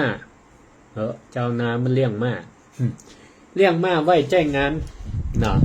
วันหนึ่งม้าของเปิ้นนี่ก่อนนี้ออกจากคอกไปเปื่อนบ้านหู้ข่าวก็ป้ากันมาปลอบอกปลอบใจมาปลอบอกปลอบใจเจ้านาว่าปลอบว่าจะได้อย่ามาโจกไล่แต่ว่านอดลุงโจกไล่แต่ว่านอดลุงมาหายไปเจ้าอี้แล้วน่าจะเอาอะไรอย่างมาไถนาต้องพูดนี่เปิ้นใจมาไถนาบัดนี้บ่ได้ใจงัวใจควายไถนาเด้อ จะที่นี่ก็เจ้านาคนเฒ่าเจ้าของม้านี่ก็เลยว่าตอบไปเรียบๆว่าแล้วเฮาจะฮู้ได้จะใดนี่ว่าตอบแค่นี้นะเฮาจะแล้วจะฮู้ได้จะใดว่าโจกไล่หลายวันต่อมาม้าตัวนั้นก็ปิกมาว่ะม้าก็ปิกมาแต่บ่ได้มาตัวเดียวมันเอาม้าป่าเนี่ยเอาม้าป่าฝูงใหญ่ปิกมาตัวเพื่อนบ้านหันจะอั้นกันเลยมีความตื่นเต้นบ่เคยหันม้าป่าหลายตัวมาบ้านมาจองป้ากันมาแสดงความยินดีนะกับเจ้านาเท่าคนนั้นว่าโอ้อย่ามาโจกดีขนาดนอลุงนออยู่ดีๆก็ได้มาต้องอยู่ตัวหลายตัวทีนี้เจ้านาลุงเท่าคนนั้นก็เลยตอบเหมือนเดิมว่าแล้วจะฮู้ได้จะใดจะฮู้ได้จะใดว่าโจกดีนะวันต่อมาลูกเบ้าของเจ้านาเท่าคนนี้ก็พยายามที่จะยับม้าป่าเอามาฝึกที่นี่ก็ยังว่าเนาะม้ามันบ่เคยฝึกมาก่อนมันก็พยศก็พลาดท่ากะโดนม้านี่ดีดจนขาหักเปลี่ยนบ้านหู้ข่าวจะอันก็มาแฮมะจะเป็นบ้านนี่อย่ามาดีแต่ว่าเปิ้นมีหยังก็มาละทีนี้ก็มาปลอบใจแฮมนะมาปลอบใจให้กำลังใจนะลุงเจ้านาเท่าว่าโอ้ลุงอย่ามาโจกบ่ดีแต่ว่าน้ออย่ามาโจกให้แต่ว่าลูกใจก็มาขาหักจะอีกทีนี้ก็ลุงเจ้านาเท่าก็เลยว่าแล้วจะฮู้ได้จะใดนะว่าโจกไล่นะจะฮู้ได้จะใดบ่กี่วันผ่านมาทหารของตั้งการก็เข้ามาในหมู่บ้านแล้วก็มาเกณฑ์เอาหมู่ประจายหนุ่ม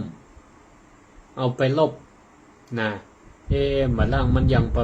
ะเทศเพื่อนบ้านติกำลังอยู่ใกล้บ้านเฮาเนี่ยก็ปากันเกณฑ์เจ้าบ้านมาเป็นทหารที่นี่ก็ทหารนี่ก็เข้ามาในหมู่บ้านก็มาไล่ต้อนเอาหมู่ประจายหนุ่มไปเป็นทหารทีนี้ก็ประจายที่มีกำลังวังชาผู้คนรูปร่างกายแข็งแรงดีอย่างเนี้ยโดนต้อนไปหมดเอาไปเป็นทหารยกเว้นลูกเบาของลุงเท่าเจ้านานี่ได้รับการยกเว้น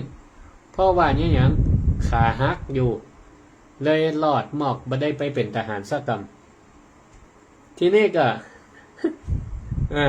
เรื่องก็จบลงมาต่ออีกศรัทธาญาติโยมทั้งหลายเรื่องนี้สอนให้เฮาหันว่าจะได้สอนให้เฮาฮู้ว่าบางทีบางเตื้อนี่เฮาคิดว่ามันเป็นเพราะความโจกไล่มันอาจจะเป็นเหตุของเรื่องดีๆในอนาคตก็ได้ขณะปัจจุบันนี่นะบางเตื้อเนี่ยเฮาเฮามาพอตัวเก่าเฮาอย่ามาอันนี้แต่ว่าโจกบดีเนี่ยเนาะบางเตื้อในความโจกบดีมันอาจจะเป็นความโจกดีก็ได้ในความโจกไล่ก็อาจจะเป็นความโจกดีในอนาคตก็ได้เรื่องที่เขาคิดว่ามันเป็นความโจกดีมันอาจจะเป็นเหตุในอนาคตที่มันเกิดจากเรื่องมาบดีก็ได้ที่เป็นว่าเคาะมากันโจกกาอย่างก้อยกาเนี่ยนะบางเตื้อเนี่ยทุกอย่างมันเชื่อมโยงเป็นลูกโซ่ของเหตุและผลอย่างปัจจัยคนเนี้ยถ้าลุงเท่าเจ้านาเนี่ยถ้าเฮามาพอดีๆว่าไอ้การที่อันเปิ่นได้มาหลายตัวก็เพราะเหตุอะไรอย่างเหตุว่าม้าของเปิ่นมันหนีไป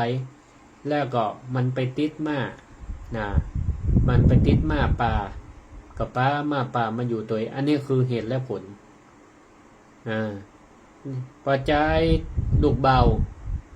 นะตีโดนมาดีดขาหักก็เพราะหยังเพราะเหตุก็คือว่าตัวนั่นน่ะนะพยายามที่จะไปยับนะมาเพื่อจะเอาไม้ฝึก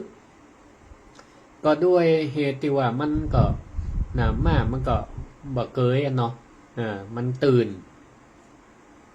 มันก็พยายามป้องกันตัวเก่าก็โดนดีดไปเนี่ยมันก็เกิดเหตุและผลของมันอย่างนี้แล้วก็ลูกเบาของเปิ้นบ่ได้ไปเป็นทหารหลอดหมอกก็เพราะหยังเพราะเหตุก็คือหาขามันหักถ้าขามันดีมันก็คงได้เป็นละเนี่ยทุกสิ่งทุกอย่างศรัทธาญาติโยมทั้งหลายมันบ่ได้เกิดขึ้นมาลอยๆมันผลมันเป็นจะอีก็เพราะเหตุมันเกิดจากเหตุอย่างหนึ่งอันเนี้ยศรัทธาญาติโยมทั้งหลายเนาะเขาก็ฟังนิทานเซนจะอีมันก็บ่ได้เกิดขึ้นมาลอยๆมันเป็นเหตุปัจจัยของกันและกันตามหลักพระพุทธศาสนาที่เพิ่นว่าหลักปฏิจจสมุปบาทสิ่งนี้มีเพราะสิ่งนี้มีสิ่งนี้มีสิ่งนี้มันจึงมีเพราะฉะนั้นเนี่ยเฮาอยู่กับปัจจุบันเนี่ยดีที่สุดเฮาทำอย่างที่มันเป็นปัจจุบันแล้วเฮาบ่ประมาทในการทำหรือว่าพยายามให้มันผิดพลาดน้อยที่สุดเนี่ยเฮาก็เชื่อมั่นได้ว่าอนาคตเนี่ยมันจึงส่งผลดีถ้าเฮาเป็นคนขยันหมั่นเพียรเหี่ยตั้งแต่วันนี้ผลสำเร็จความสำเร็จชื่อเสียงโจกลาภหรือว่าเงินทองอย่างต่างหลายมันก็ได้เพราะความขยันหมั่นเพียรบางคนก็ยังไปหวังความหวังที่มันแบบน้อยเปอร์เซ็นต์มากน้อยเปอร์เซ็นต์ก็ยังง่ายๆเปรียบเทียบให้มันหันชัดๆคนหวังเลข2ตัวเนี่ยศรัทธาญาติโยมทั้งหลายมันคือ 1% ความหวังของ 1% ใน9ใน100 1ใน100%มันอย่างที่มันจะเป็นจริงมากที่สุดก็หวังไปแต่ถ้าที่สุดแล้วมันสู้เหตุที่เขาทำเพราะความขยันหมั่นเพียรของเขาไม่ได้ถ้าเขาขยันหมั่นเพียรที่หามาได้ด้วยความด้วยน้ำพักน้ำแรงด้วยความขยันหมั่นเพียรที่เขาได้ทำด้วย2 มือทำด้วย2 มือและ1 สมองของเขาเนี่ยจะได้ว่าผลสำเร็จเนี่ยมันจึงเกิดขึ้นกับเขาแน่นอนตะกี้แม่สายทองเปิ้นได้ว่าก่อนมาในโทรศัพท์ตะกี้โทรเข้ามาว่าก่อนอาตมาก็มีก่อนสำหรับเรื่องนี่เหมือนกันมันจะคล้องจองบ่คล้องจองจะได้ก็มาลองฟังพอเนาะยามความทุกข์มาทับก็อับจิตเที่ยวโทษทิศโทษทางสล้างไขโทษฟ้าดินดวงชะตาว่ากันไปว่าทำไมชีวิตเราช่างเศร้าโศกโทษคนนั้นโทษคนนี้ที่อยู่ใกล้ว่าทำให้ใจเราต้องคืนขมแต่ลืมส่องมองตนที่กระทำแม้เหตุแห่งกรรมที่ถมทับที่ตัวเราอันผลลัพธ์ในวันนี้ที่ได้เสพล้วนเกิดเหตุแต่ปางก่อนที่เราเขาทั้งความคิดคำพูดการกระทำเราคือต้นเขาแห่งวิบากที่ถากทอหากอยากได้ผลดีสีสดใสจงสร้างเหตุปัจจัยที่ดีต่อหว่านเมล็ดพันธุ์แห่งบุญไว้เฝ้ารอผลจะงอกงามก่อสมดั่งใจศรัทธาญาติโยมทั้งหลายทีนี้เราได้ฟังธรรมะเจอีแล้วเนี่ยถามว่าการประยุกต์ใช้ในชีวิตประจำวันหรือประโยชน์จากการที่เราบ่โทษสิ่งอื่นบ่โทษสิ่งแวดล้อมบ่โทษฟ้าโทษดินบ่โทษคนโทษเขาตั้งหลายเขาจะทำจะใดแล้วก็จะได้ประโยชน์จะใดศรัทธาญาติโยมทั้งหลายเขาจะเอาธรรมะเรื่องนี้มาใช้ในชีวิตประจำวันได้จะใดขออนุญาตกำเจริญพร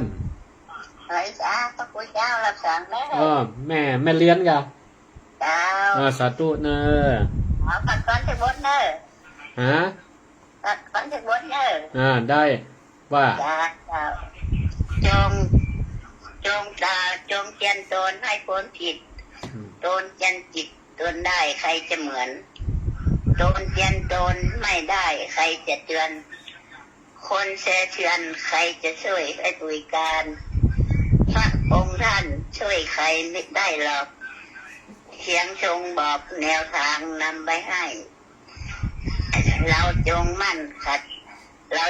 นปฏิบัติขัดเกลาไปจึงจะได้พ้นทุกข์สุขสมปองเจ้า สาธุโอ้ก่อนม่วนล้อเนาะ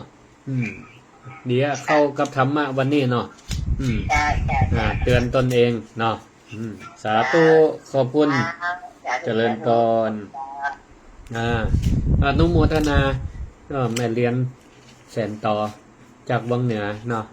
ได้ฝากบทกลอนเอาไว้ตะกี้ถึงว่าเขาจะเอาธรรมะนี่มาใจในชีวิตประจำวันได้จะได้เนาะ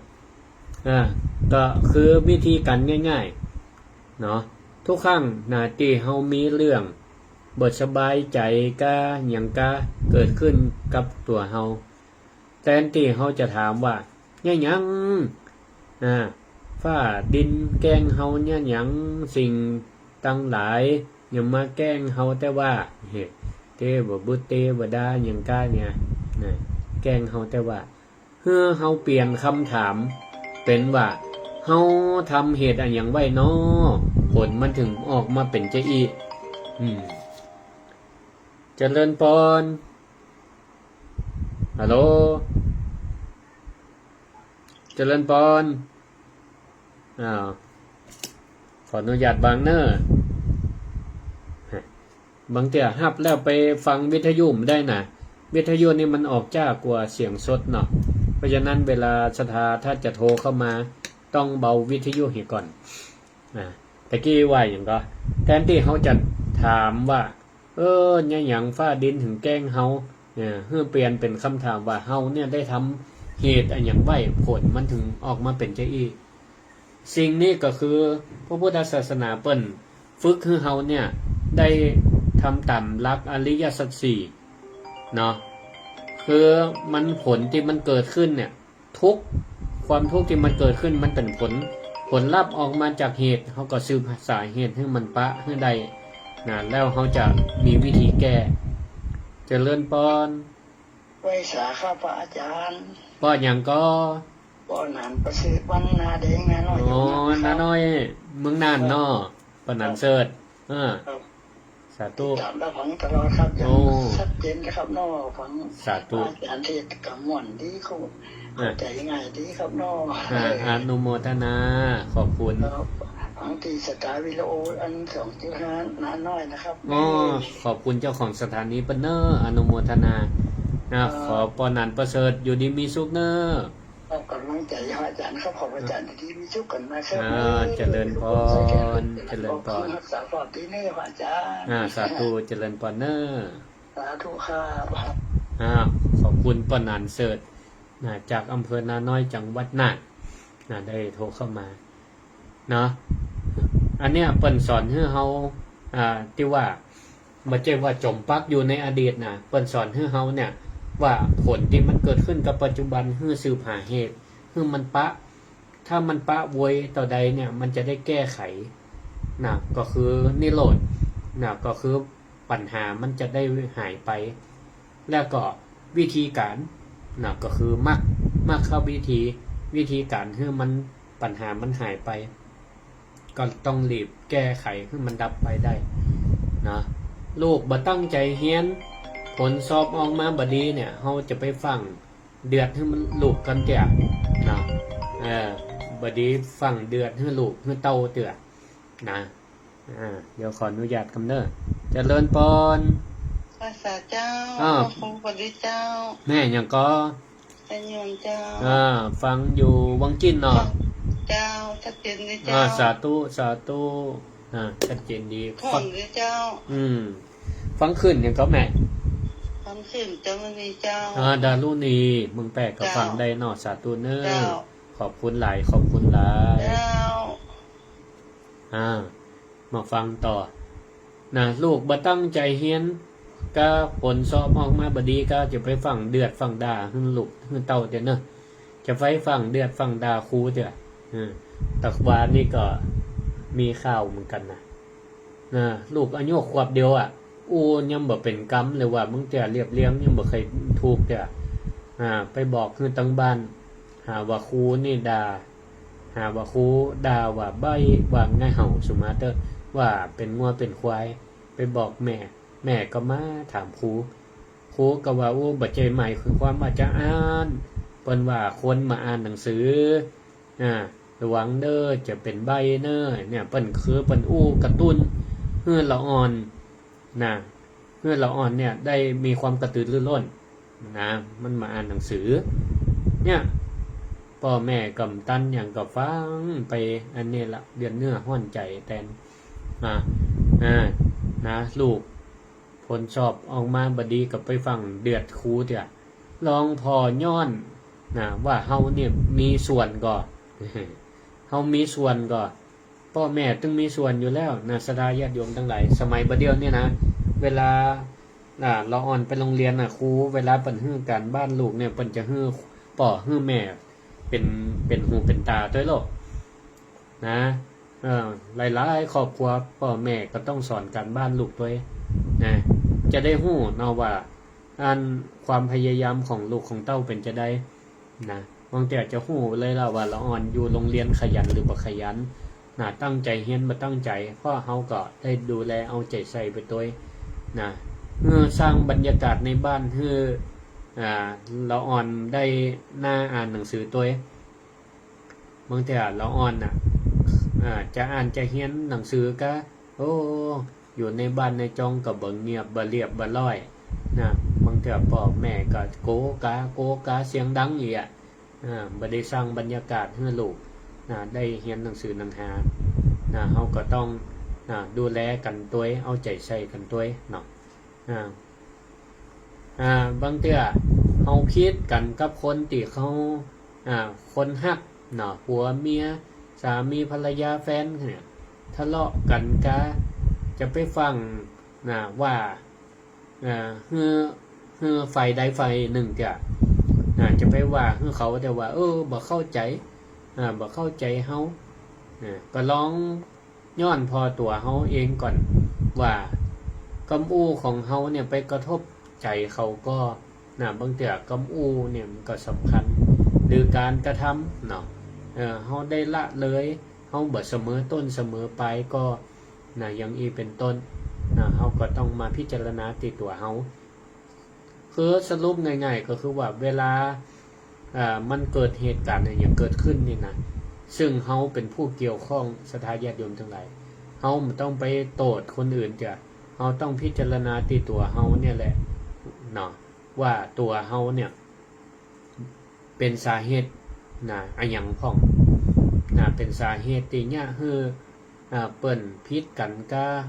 หรือว่าเปิ้นบ่เข้าใจเฮาก็เนี่ยเฮาต้องพิจารณาที่ตัวเฮาเปลี่ยนแปลงตัวเฮานี่มันง่ายกว่าเปลี่ยนคนอื่นเนาะ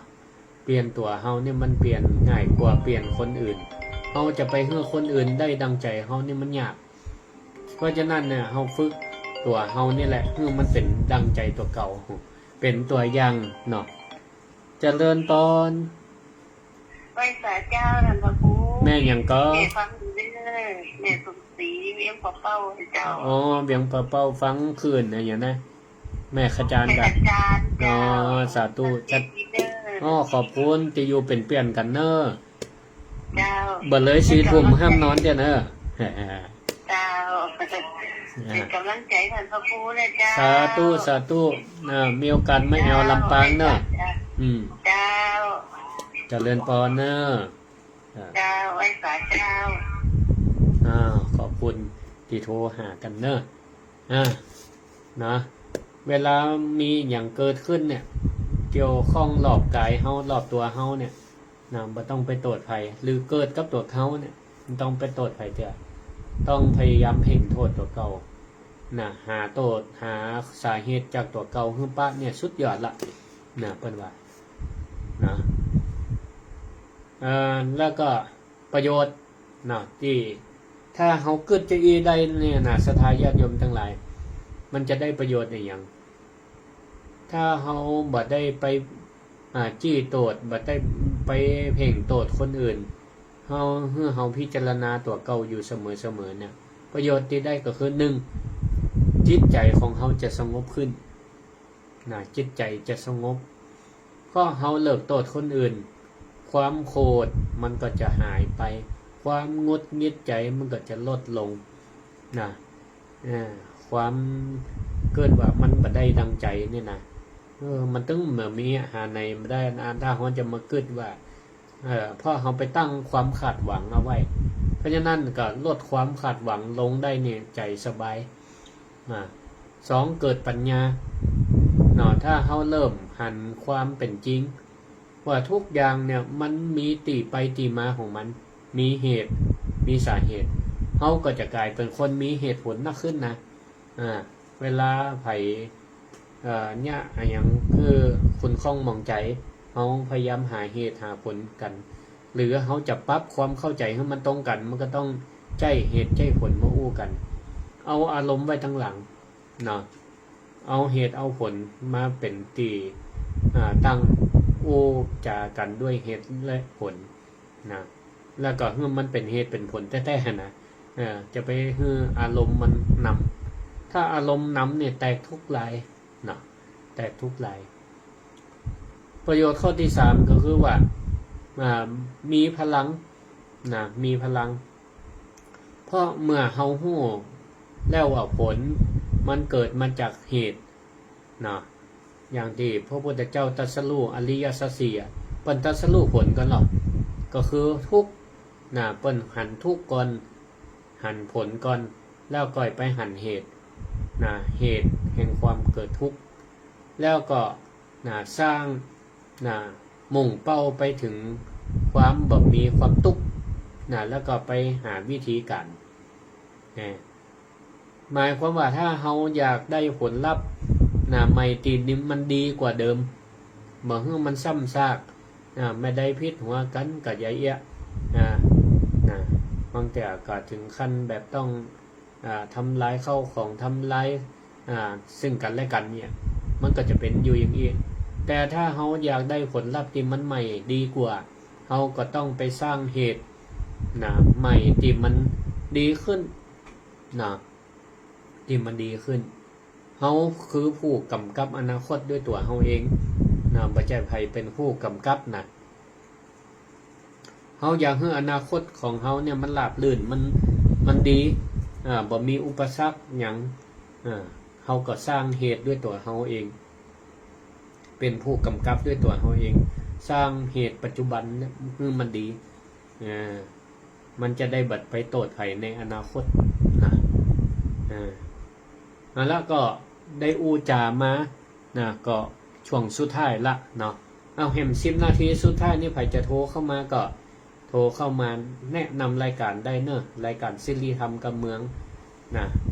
โดยพระครูสิริธรรมบัณฑิต064-949-5999วันพุธหน้าใครฟังเรื่องหยังหัวข้อหยังก็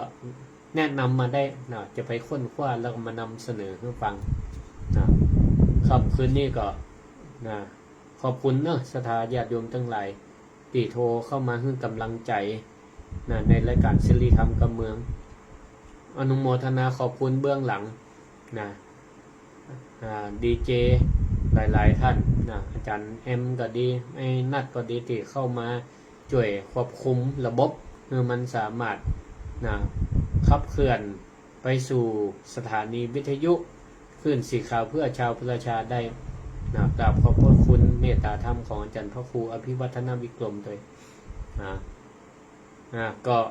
ไปฟังเทศกันได้เนอะประชาสัมพันธ์แห่งกรรมวัดบรรพตสถิตเปิ่นมีเทศมหาจารย์ยกที่3มี3ยก1ก็ประมาณ5-6 ผูก6 ผูกมา2 เดือนแล้วค่ะรอบนี้ก็5 ผูกด้วยกัน ยกสุดท้ายวันที่28เดือนกันยายนที่จะถึงนี่เนาะติดไหนติดไหนกันเนาะติดหน้านี่21อยู่ติดไหนเนาะส่วนวัดมิงเมืองมูลก็รอออกพรรษาก็หน้ากฐินละ19ตุลาคมกฐินบุ้งกฐินบุ้งก็คือกระบุ้งเนี่ยนะบุ้งหรือบ้านเฮาว่ากฐินหวดซ่าหวดเอาไว้ใส่ปักหยอดไม้แห่กฐินด้วยกันเจริญปอนวางไปแล้วโทรมาใหม่เนอะเวลาโทรก็มาพร้อมกันโทรมาใหม่แล้วกันเนอะก็ในช่วงรอมาละเจริญปอนฮัลโหลแม่ยังฮะแม่เจ็บเจ้าเป็นข้ามรอบ2รอบ2จะขอใครที่เขาคู่เอาแมวขนค้ำมาติดของแมวขนค้ำมันมันเป็นทำผูกเนาะมันเป็นผูกหลายผูกหลายผูกใครแขนเท้าก็ฮะ10 กว่าผูกมันเจ้าเป็นถ้าได้เตะ2 ชั่วโมงก็จะเอาสักชั่วโมงเนาะมาเต้นให้ฟังเนาะแต่เสียงมันบ่ม่วนเนี่ยก้าม่วนก้าเจ้าเลยใช้เจ้าได้ทำการนี้เจ้าบ่ม่วนดีนี่และจะเอามาเต้นได้ก้าถ้าใครเสียงดีเนี่ยกันเตะต้องเติ้งเลยนะขันตั้งเจ้าตั้งไหนว่าเล่นได้ฮะที่ฟังที่ว่าอยู่เขาย่อมใจย่อมมันขยันจ้องใจดีละเอามาสรุปมันจะมีขยันจะผ่อนคลายของดีละปันห่มปัญหายได้เดี๋ยวจะได้อย่าไปสอบมันอนุโมทนาขอบคุณสาธุเจริญปอนฮัลโหลนมัสการท่านวันที่28กินข้าวสลากวันโยมแม่นี่แล้วก็วันที่บ้านหยังเงาอำเภอเงาเจ้าบ้านแหงเจ้าบ้านแหงเจ้าไปป้อมเจ้ากินสลากกินสลากวันนี้เป็น48พี่แรกแม่ก็ว่าจะได้โลสักทิศว่าจะไปหาพระโคชงชาติจะไปเยี่ยมไปฟังเทศน์บาอาจารย์วันนี้วันนี้มีเกิดสลาวันที่28ที่เข้าวัดของพันเจ้าคณะเจ้าเป็นกินนักนะท่านบอกมาก้ากันหน้าก้าปนิมนต์ก่อนเก็บเส้นไว้ให้กำกันบัดใจปนิมนต์ก่อนนิมนต์ก่อนบัดเติมเปิดกระเอาต่ำไก่นั่นกะเปิด60ของวัดก่อนนะเดี๋ยวละอนุโมทนาตัวบรรณาบรรดากันเห็นไปเอวสาธุขอบคุณเจริญพรขอบคุณเจริญพรสาธุเป็นว่าวัดแห่งใต้กินข้าวสลักเมืองเงาอำเภอเงาใครอยู่ใกล้ก็ไปเอวกินหอมตำม่วนก็1 ชั่วโมงผ่านไปเว้ยเหมือนกันเนาะรอบ2นี่นะ2 ชั่วโมงก็เว้ยเหมือนกันเหมือนกับสายน้ำไหลเว้ยสรุปแล้วก็ธรรมะในวันนี้ก็มีอย่างนักอย่างไรมีอย่างซับซ้อนอู้กันง่ายๆเนาะเจริญปอนเจ้าแต่ว่าศาลเจ้าเป็นรอบ2แล้วเด้อเจ้าโอ้เสียงแม่คืดแล้วว่าอันเสียงทานพระครูเสียงแล้วแม่มาพอโอ้ยมันตรงเป๊ะเลยเสียงเจียวเป็นกำลังใจให้เนอะสาธุปู่จ้าเสียง15ค่ะพระครูฮะเบอร์15ออกบันไดมั่วท่านมหาสมศักดิ์จะส่งมาให้แม่2 ใบน่ะหันได้ยินไผเตดก็อันไผออกธรรมะก็ฟังไปตัวเปิดพอไปตัวพอหน้าแล้วนะเจ้าโอ้รอมากเลยสาธุขอบคุณแม่เป็นกำลังใจให้ขอบคุณเจริญพรอยู่ดีมีสุขแม่ ขอบคุณหลายๆธรรมะวันนี้ก็มีอย่างซับซ้อนฟังกันง่ายๆเนาะจวนศรัทธาญาติโยมทั้งหลายหยุดวันนี้มาเชิญชวนให้หยุดมันจะหยุดฟังธรรมนะมันจะหยุดฟังรายการศิริธรรมกำเมืองหยุดโตดสิ่งต่างๆที่อยู่รอบตัวเฮานะแล้วหันกลับมาพอตัวเฮาเองนี่แหละเนาะสิ่งทุกอย่างเนี่ยมันเกิดขึ้นเพราะการกระทำกรรมแล้วก็ใจที่เฮาตัวเฮากึดทั้งนั้นเลยเนาะมันบ่ได้เกิดเพราะสิ่งอื่นนะเปิ้นว่าให้หยุดเนาะ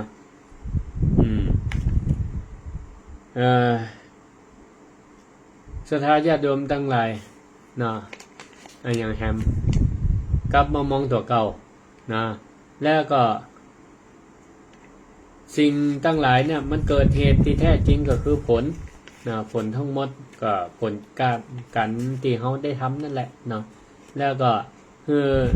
จำภาษิตได้นำเสนอภาษิตของพระพุทธเจ้าได้ว่า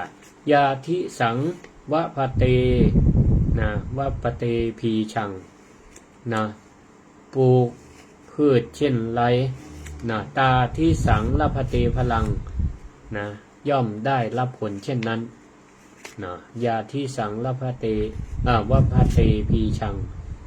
ลาตาที่สังละพะเตพลังนะปลูกพืชเช่นไรย่อมได้ผลเช่นนั้นใครมีอนาคตดีๆเขาก็มันสร้างนะเหตุดีๆเหียตั้งแต่วันนี้อยากมีความสุขก็จงวานเม็ดแห่งความเมตตาและรอยยิ้มอยากเป็นเศรษฐีก็มันกล้ามันขายนะมันกล้ามันขายบ่ใช่มันเสี่ยงจกเสี่ยงดวงจนเกินไปเนอะเจริญพรแม่ท่าเจริญพรอาจารย์บรรยายเหมือนกับว่าอาจารย์ว่าทุกอย่างอาจารย์เนาะแม่อิ่มอกอิ่มใจแต่พระอาจารย์เนี่ยสาธุจัดรายการมันเหมือนเด้ออนุโมทนาขอบคุณเนอะไก่ดีเจ้า19มาแอลบ้านมิ่งเมืองมุนเนอะอยู่ใกล้กันนี่ไปเจ้าเป็นยังอนุโมทนา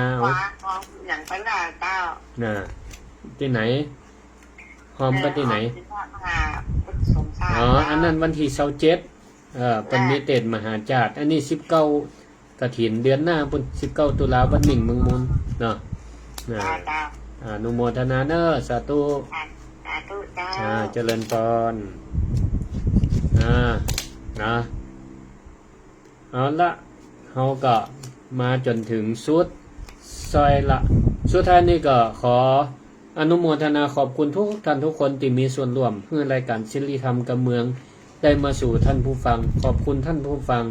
ที่ได้ติดตามรับฟังตั้งแต่เวลา20 ทุ่มจนถึงบัดนี้ขอให้อยู่ดีมีสุขกายสบายใจอายุมั่นขวัญยืนเนาะเจริญก้าวหน้าสมปรารถนาให้ปันมาหาปันใดเนาะเหมือนกันทุกท่านทุกคนเตือน